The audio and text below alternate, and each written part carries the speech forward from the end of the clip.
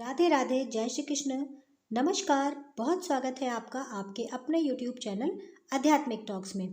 और मैं विभा मिश्रा हमेशा की तरह ये कामना करती हूँ कि आप सभी पर श्री हरि की कृपा हमेशा बनी रहे। दोस्तों, आज हम इस वीडियो में चर्चा करेंगे माघ मास के स्नान के बारे में। यदि आप माघ मास में पूरे महीने स्नान दान नहीं कर सकते तो आप क्या करें। यदि आपकी कोई परेशानी है या आप पूरे महीने स्नान का नियम नहीं ले सकते हैं तो आप किन किन मुख्य 5 तिथियों पर माघी स्नान का नियम ले सकते हैं, उस दिन आप दान कर सकते हैं और आप इसका संकल्प ले सकते हैं। तो मैं आपको इस वीडियो में इसके बारे में बताती हूँ। वीडियो के साथ आप पूरा बने रहें। यदि आप मेरे चैनल पर पहली बार हैं तो आपसे अनुरोध है कि चैनल को सब्सक्राइब करिएगा। वीडियो पसंद आता है तो इसे आप अपने मित्रगणों में और अपने प्रियजनों में शेयर जरूर कीजिएगा। तो वीडियो को शुरू करते हैं समय को ना गवाते हुए।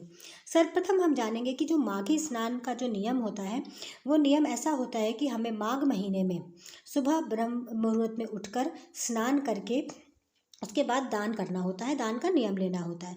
यदि किसी कारणवश जैसे कि महिलाएं हैं, पीरियड वगैरह की वजह से उनका जो है महीना छूट जाता है तो वो क्या करें जिससे उन्हें माघ महीने के स्नान का पुण्य प्राप्त हो। तो माघ महीने में कुछ ऐसी तिथियां होती हैं जो बहुत ही ज़्यादा विशेष और मुख्य होती हैं। तो ऐसी 5 तिथियों के बारे में मैं आपको बताती हूँ। सर्वप्रथम पहली तिथि माघ महीने की जो सबसे पहला तिथि जो होती है वो संकटी व्रत, जिसे सकट का व्रत भी कहा जाता है, गणेश चौथ भी कहते हैं। इसमें गणेश भगवान की पूजा की जाती है। तो इस दिन आप पहले दिन ब्रह्म मुहूर्त में उठकर आप स्नान करिए।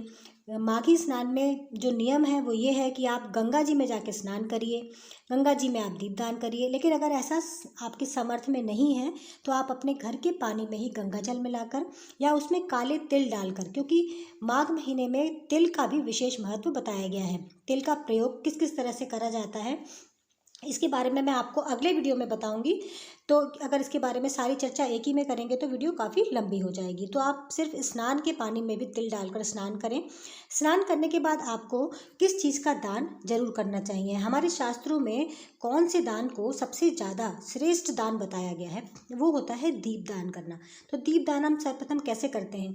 दीपदान हमेशा सूर्योदय से पहले किया जाता है या फिर आप दीपदान का संकल्प शाम के समय भी ले सकते हैं, सूर्यास्त के बाद। किस तरह से दीपदान करते हैं, आपको 5 जगहों पर दीपदान करना होता है। आप मिट्टी के 5 दिए ले लीजिए, नए होने चाहिए दिए, कहीं से भी खंडित नहीं होने चाहिए। यदि आपके पास पीतल के दिए हैं तो वो दिए आप जो है धोकर साफ करके वो भी आप दीपदान कर सकते हैं, उसको बदलने की ज़रूरत नहीं होती है। लेकिन मिट्टी के दियों को आप हमेशा बदलेंगे, एक बार उसमें दीप प्रज्वलित करेंगे। तो ये 5 कौन सी जगह हैं। सर्वप्रथम पहला दिया आपको अपने मंदिर में, दूसरा और तीसरा आपको अपने मुख्य द्वार पे जलाना है, चौथा दिया आपको तुलसी जी में जलाना है और 5वां दिया आपको किसी भी देव वृक्ष में, जैसे कि केले के वृक्ष में, बेल वृक्ष में, पीपल के वृक्ष में। अगर ऐसा संभव नहीं है तो पास के किसी मंदिर या देवालय में जाकर आप ये दीपक प्रज्वलित कर सकते हैं। इसके बाद सबसे बड़ा दीपदान तो आपका दान हो ही गया। इसके अलावा भी आप जो है तिल का दान, गुड़ का दान कर सकते हैं।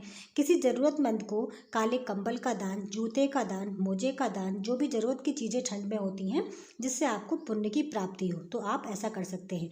तो ये तो पहली तिथि के बारे में हो गया। दूसरी तिथि जो होती है वो आपकी दूसरी और तीसरी आपकी माघ महीने की जो एकादशी होती है, उन 2 तिथियों पर आप ऐसे ही नियम ले सकते हैं। उसके बाद अगली तिथि जो आती है, चौथी तिथि, वो होती है मौनी अमावस्या की।